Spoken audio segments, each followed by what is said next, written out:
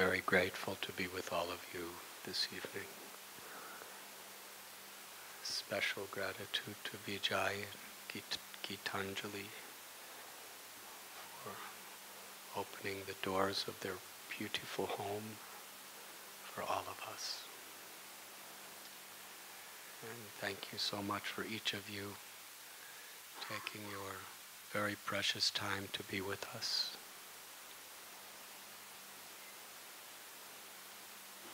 The most precious thing we have in life is each moment.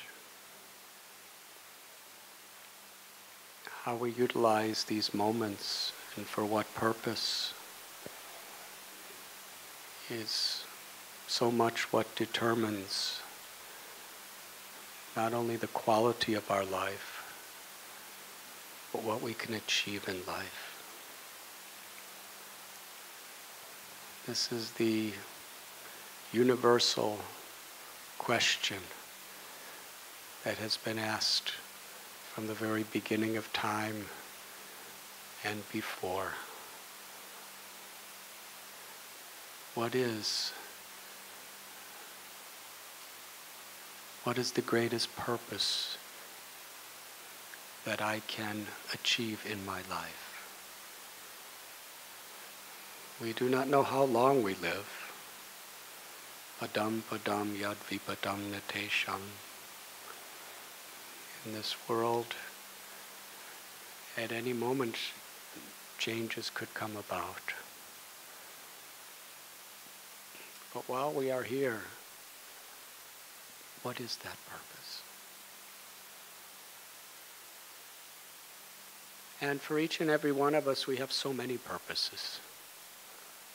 We have our occupational purposes, our domestic purposes, our family purposes, our social purposes, our entertainment purposes, our health purposes.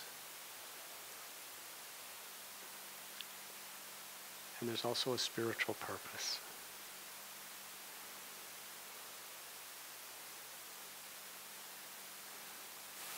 And how we make our priorities and how we balance all of these different aspects of our life is what will determine, to a very large extent, the quality of our life.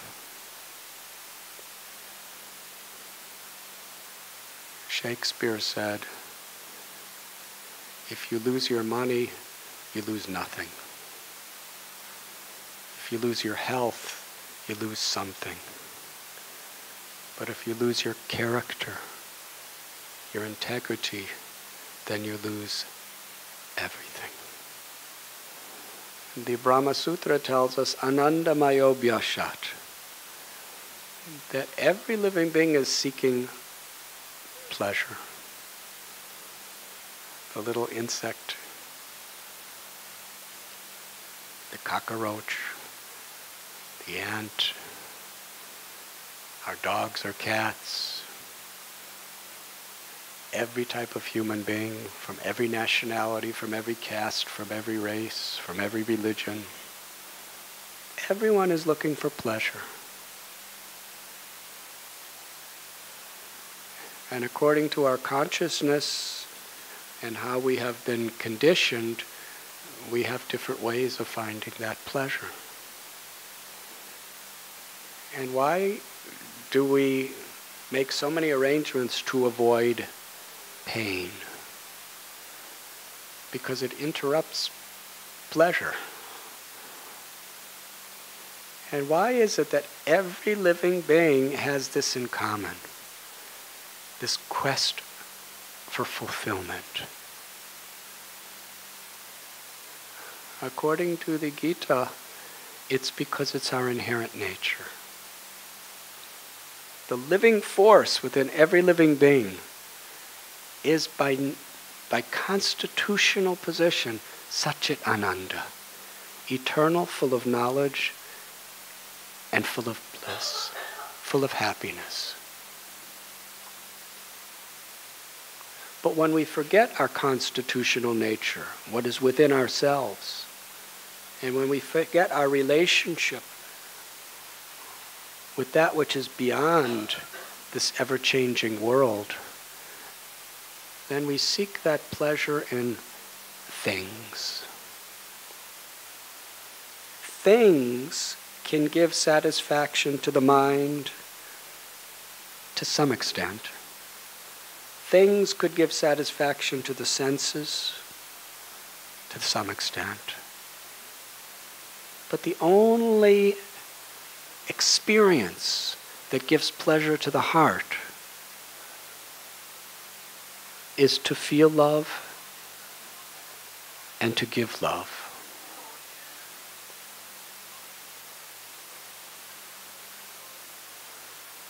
Special effects.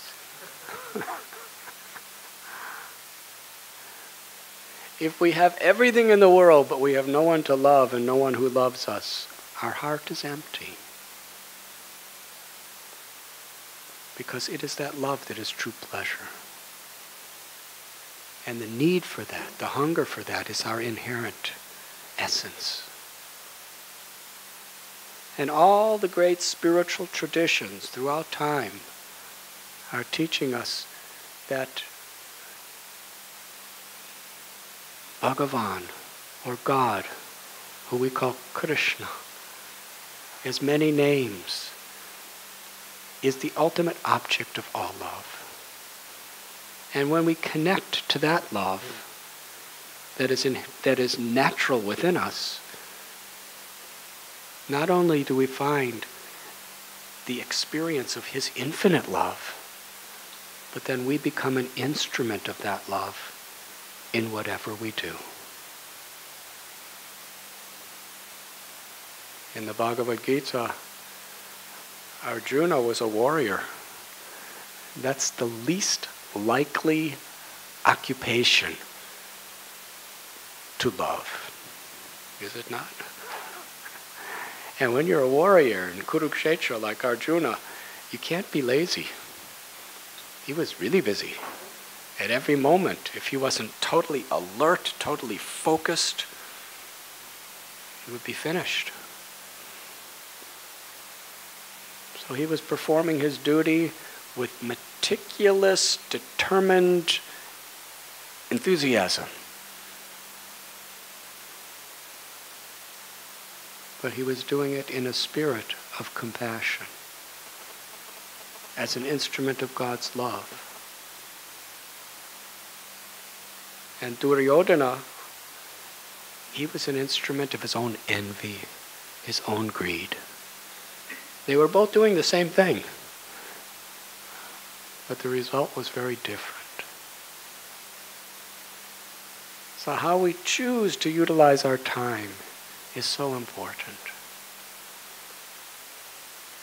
I remember when I was young, as a teenager, growing up in America, I had serious questions.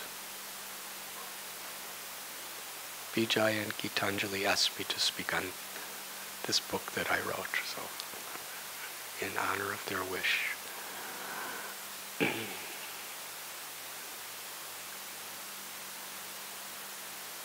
To explain the scenario briefly, there was a country where every day in school we pledged allegiance to the United States flag. And within that little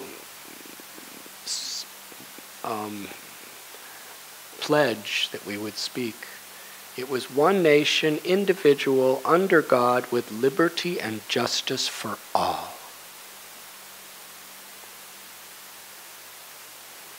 But in the 1950s, if your color was dark, the African Americans, there wasn't many Asians in those days, then you were condemned to live and die in the ghetto. There was hardly 5% people in those ghettos that could ever get out. There was not equal opportunity in education. There was not equal opportunity in jobs. There wasn't equal opportunity of where you could buy a house or live.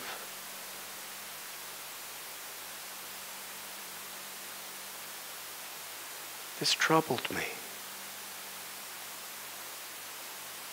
It seemed like a contradiction.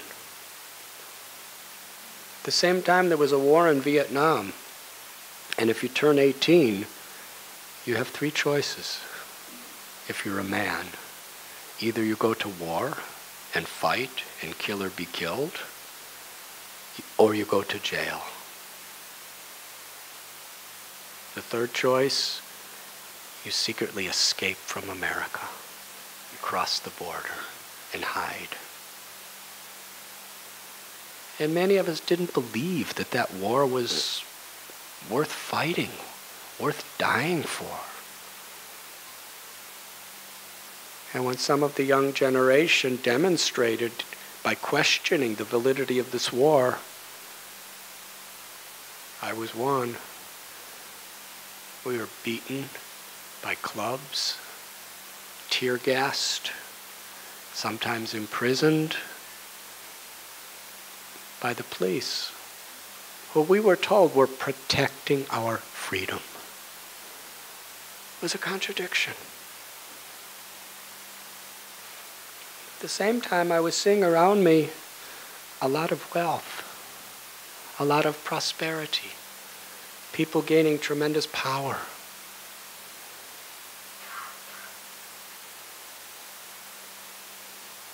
But I really didn't see that they had a meaningful, a fulfilling, or a purposeful life. Nor did I see that they were really happy. Their happiness was a thin veneer. So as a teenager, I was questioning, what do I want in life?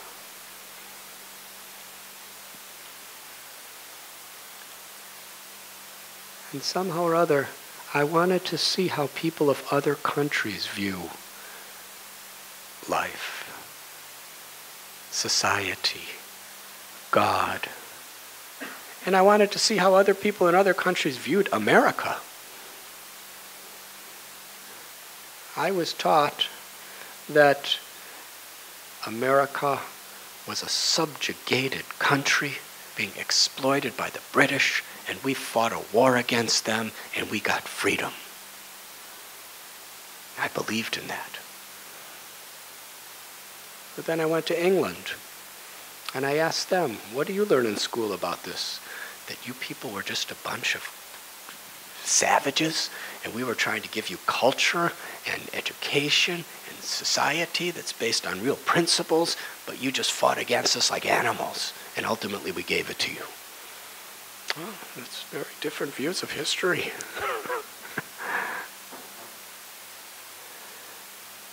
Anyways, as time was going on, I heard the words of Gandhi. Gandhi said that we should be the change we want to see in this world.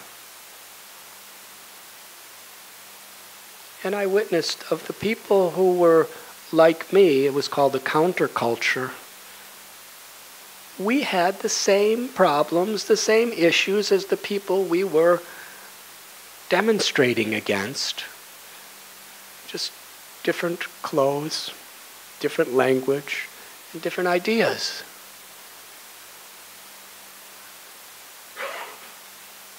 So I came to the experience in my own life that this change has to come from within ourselves. It's a spiritual change. So I began to study various spiritual paths through books, through literature. And as I was traveling through Europe, hitchhiking, I didn't have money. I was with one friend.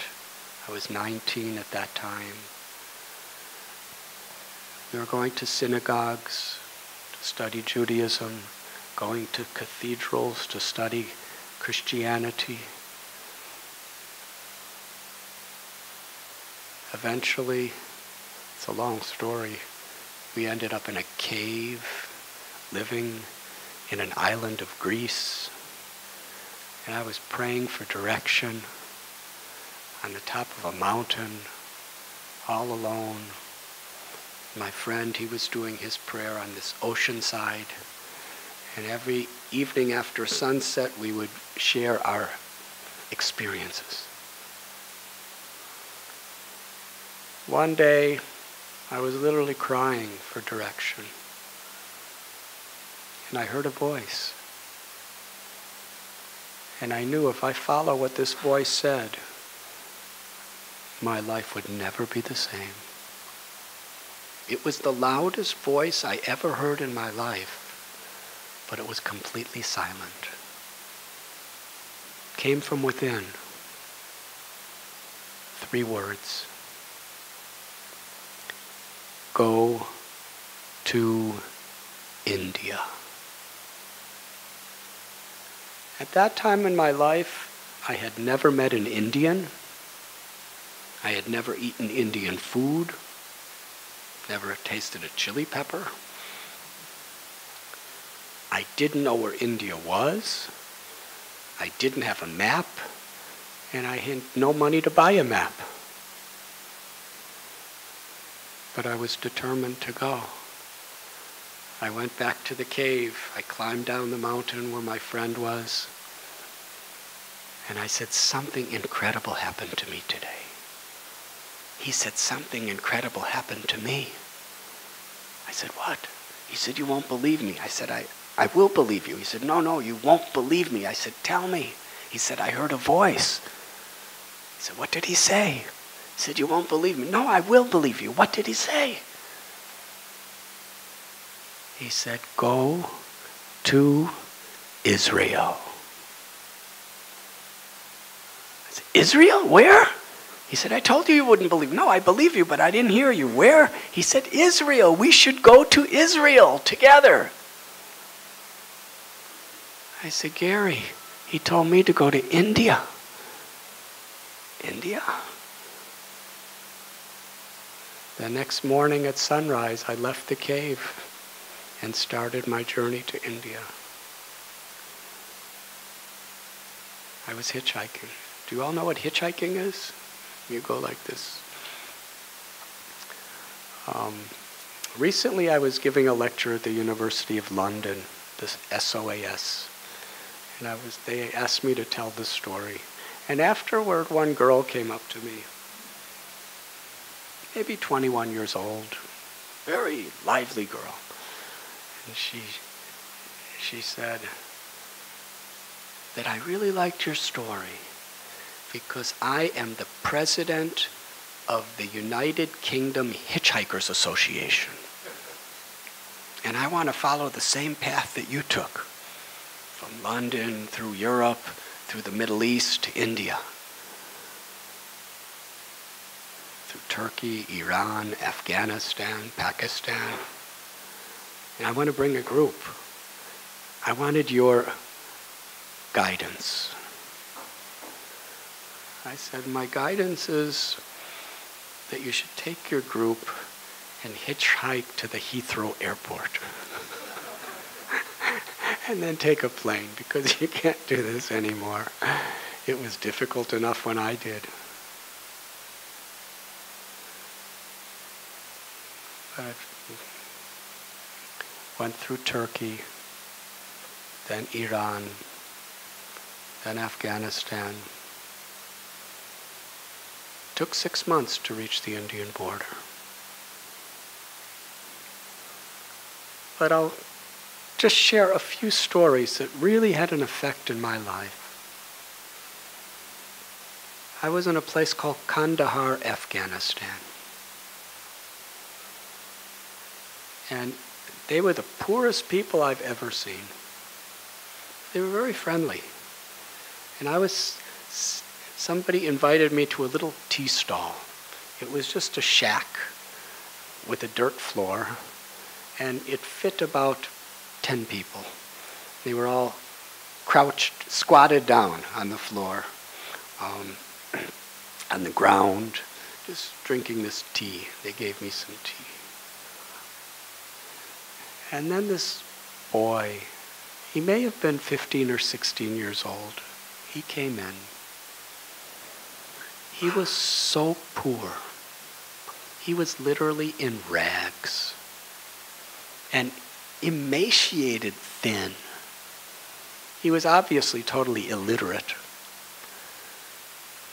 But what affected me the most was his eyes. He was blind, and there was nothing covering his eyes. They were swollen, they were discolored, they were deformed. I had never seen anything like this. In America, people don't appear like this publicly.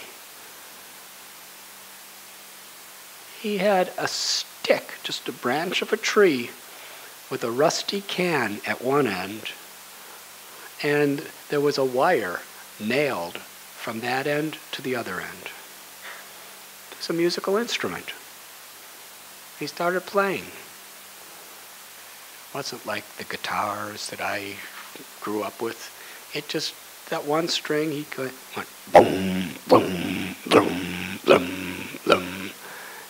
He started singing these beautiful prayers in song form to his God. And as he was singing, it was night, he literally lit up the room. He had hardly any teeth. He was so happy. And the 5 or 6 of us sitting, we were mesmerized. It was about 40 minutes that he was singing. And I remember thinking, I have never seen anyone in my life so happy as this boy. Now this was serious culture shock for me. Because my whole life I was brought up to think, if you have health, if you have education, if you have money, if you have influence, you'll be happy. And I met so many people with all that. And this person looked like the happiest person I ever seen. He had nothing. But there was something within he was experiencing. And something within that he was joyfully sharing with us. What is happiness? This question was burning even hotter in my heart at this point. And hitchhiking again across the Middle East, there was many near-death experiences. A lot of people didn't like a foreigner like me. A lot of diseases I was getting. Finally, I reached the Indian border. I had such anticipation. The land of the Himalayas, the land of the river Ganga, the land of the sages and the rishis and the lamas that I have read about, the land that I've sacrificed, risked my life to reach. I finally am here. It was just steps away. I gave my passport and my valid visa to the immigration agent. She just had a table in a forest in Firozpur, Punjab. She looked at it. She looked at me. She asked the one question that I prayed she wouldn't ask. How much money do you have? I looked through my little cloth bag because everything I had was stolen in Afghanistan and other places when I was running for my life from certain situations. I had 26 cents in about 5 currencies. She pounded her fist against the table and said, "You are rejected. You must show me $200 to enter India. We have enough beggars here. We don't want another one." I pleaded. I gave up the comforts and the wealth of my country in America, seeking the treasures of your culture, your spirituality, your people. Please, give me a chance. And the more I pleaded, the angrier she became. And because I wouldn't go back, she had the security guards put their rifles in my face and say, "Go back or we will shoot you." Where was I going to go? I was in a no man's land between Pakistan and India. I only had a one-way visa to Pakistan, so I couldn't go back there. There were no telephones. There were no emails. There was no way to communicate with anyone in the world.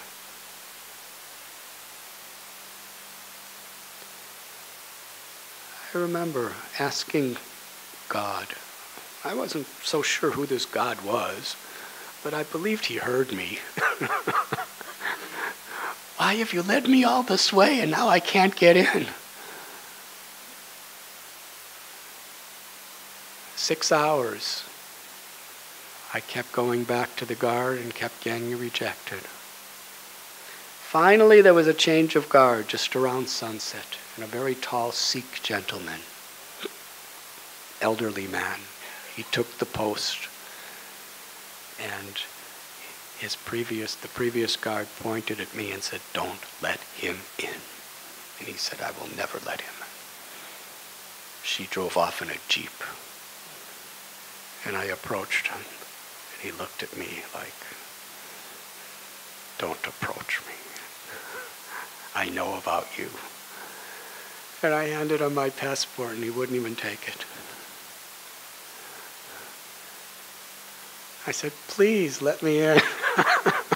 He said, "I have been warned by my superior officer about you. You are rejected." I started to cry. They were real tears. I said, I've given everything up for this. I want to understand the real wealth of the culture of your great nation. Just give me a chance. He gazed in my eyes with such intense inspection.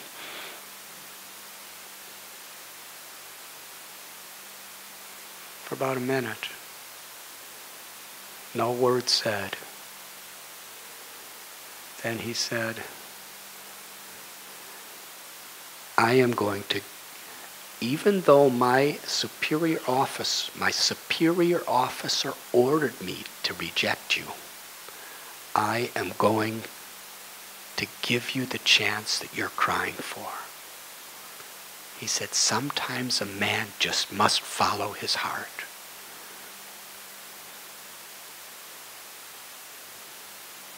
I said, "If you just give me this chance, I promise someday I will do something good for your people." And he took my passport and stamped it.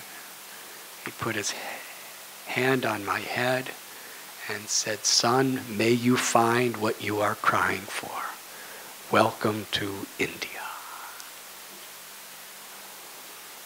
I was alone. By this time it was dark. The Husainawala border post near Firozpur. I was walking. I lost the road. I was just walking through agricultural fields. I didn't know if I should go right or left. I didn't even know what going forward was. But I was practically embracing every star and every leaf and every tree because for the first time in my life, I really felt at home. I knew no one. I had nothing. It was a mystical experience.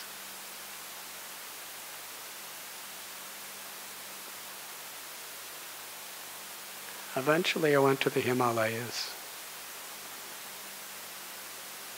And while there, I lived in some of the caves. One Kailash Baba, who was a sadhu, maybe about 70 years old, he taught me how to live in caves and how to get food in the forest, what leaves and what herbs were good for us.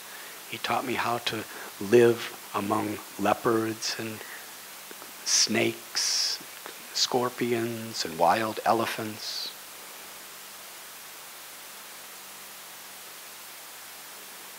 He taught me that if you fear them, or if you feel yourself superior to them, they will kill you. But if you honor and respect the living force within them, they will accept you as their neighbor. He's been living in this forest for 60 years, traveling the Himalayas. Now, I went to college for some time and I studied courses, but this was a crash course. Because as he's telling me this, there's snakes, there's leopards, we're sleeping, going to sleep at night, and they're walking around. He said, you cannot fear them. And you cannot judge them by thinking you're better. You have to honor them as God's children. Then they will never harm you. And in his company, I was fearless. His conviction empowered me. And he taught me something else, how to mix with other sadhus of different sects. And that is more difficult than living with the animals and the snakes. Very sensitive situation. And what was incredible, I lived with him for some time. He taught me so much. And he didn't speak any English and I didn't speak Hindi. But because he cared about me so deeply, and I really wanted to learn, everything he wanted to relate to me, I could understand. And that was a special lesson. That care, concern, and love is a most powerful way of communicating, even beyond language.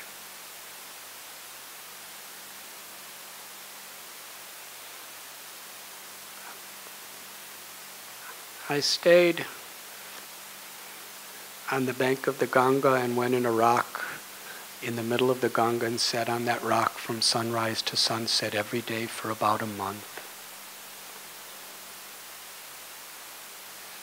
And for that whole month, I don't think I spoke to a single human being because I was in a secluded place. I was trying to go deeper. And there's not time for details, but it's written in this book, the incredible lessons I got in life just by studying Mother Ganga. The first day I arrived in the Himalayas, I was sitting on the bank of the Ganges. And no one was around, but one sadhu walked up to me. Never saw him before. He said, "You don't know me, but I know you." This sounded quite mysterious. I was attracted to that. I just didn't say anything. He said, "Take off your Western clothes and offer them to the Ganga, and I will give you the robes of a sadhu." I said, "What's a sadhu?" He said, "It's a homeless person wandering the world seeking the truth." So that kind of sounded what I wanted to do. But I only had one set of clothes, because everything else I lost. And when you only have one set of clothes, it's part of your identity. I didn't realize how attached I was to those clothes.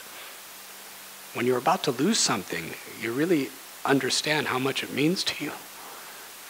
That's the same with people sometimes. After thanking her, and I went to the Ganga, and I saw the ripples and the swirls of the surface of the Ganga, and I was thinking, the current beneath it is constant. Although on the surface everything's always changing. And what's really important in life, who we really are, and what our real aspirations are, or just the externals that people become so attached to in this world.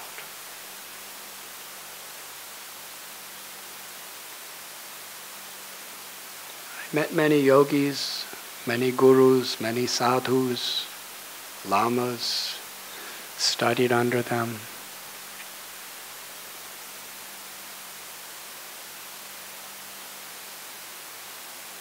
I went to Calcutta and Bodh Gaya and Varanasi and Sadarnath, many places in Himalayas. I lived with Mother Teresa for some time in Calcutta. I was trying to get an understanding. Eventually I came to Mumbai. This was in 1971. I was taking a meditation course. At this time I was just a barefoot sadhu with long matted hair. I hadn't shaved in a couple years. But my face didn't look much different than now, because I was I wanted to grow a beard like the other sadhus, but nothing came out.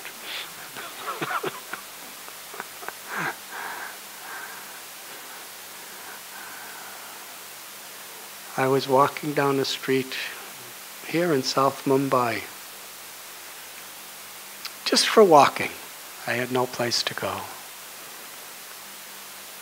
I was sitting in meditation for about 10 days. So I wanted to walk. And I saw a big sign advertising a spiritual festival.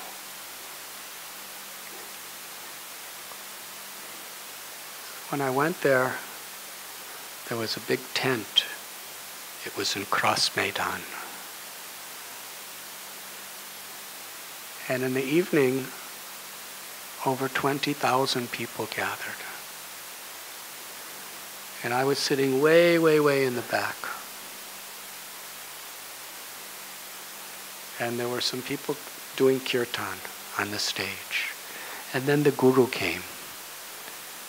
And he just looked so humble, but at the same time so powerful. So gentle and so graceful, but with such confidence. But I could hardly see him because I was so far away. And I was thinking, I wish I could be closer.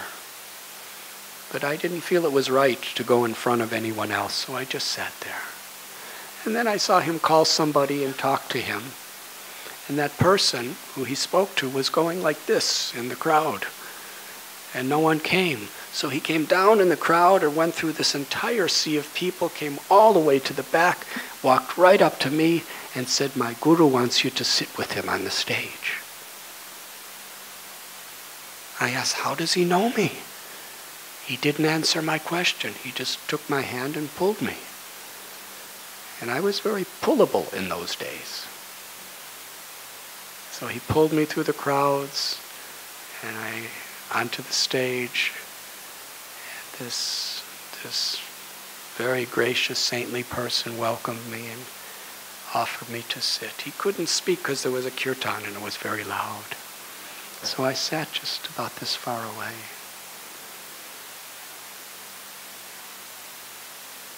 And as he was speaking, my heart was saying, "This is your guru." But my mind was thinking, "You've already met so many gurus and so many enlightened beings. How could you make such a decision?"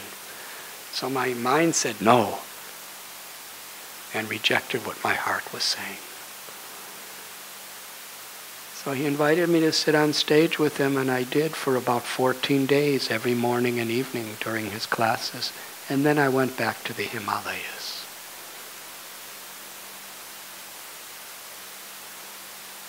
It was much later in Vrindavan that I actually accepted him as my guru. But from them I left. And I went back to Himalayas. I was traveling and I needed to get visas, new visas extensions, and I was told I had to go to Nepal. So I remember, many stories are coming to mind, but I'll just tell a few. I remember there's a place in Nepal called Bodhanath.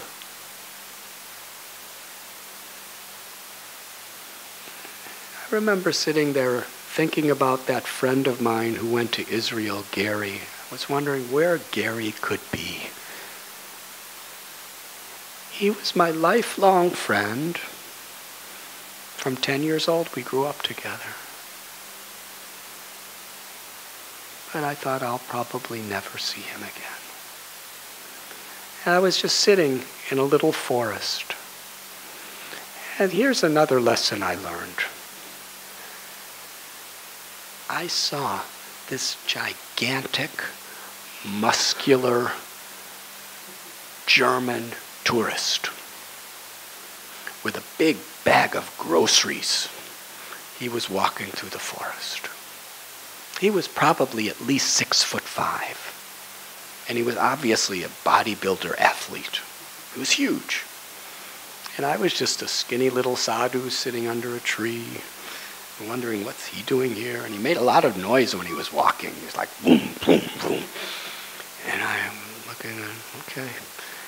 And all of a sudden, a gang of monkeys, little brown monkeys, not the big white ones, the little brown monkeys, they made a circle around him and started showing their teeth. And he was scared. And they were coming closer and closer. They wanted that bag of groceries. He picked up this gigantic rock and started howling, "Rah!" and twirling and threatening to throw the rock at the monkeys. And the monkeys just came closer and closer. I saw that big Hercules-type man drop the rock, and he was trembling with fear. And one of the monkeys just walked right up to him, took the bag out of his hand, and walked away. And he stood there like this.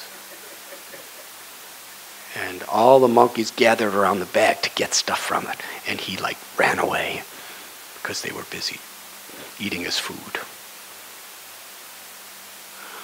I was thinking, these little monkeys, how'd they do that? But that's just the beginning of the story. Then I saw this little Nepalese boy. He was about 6 years old. He saw the monkeys with this bag of food that they were eating. They just started.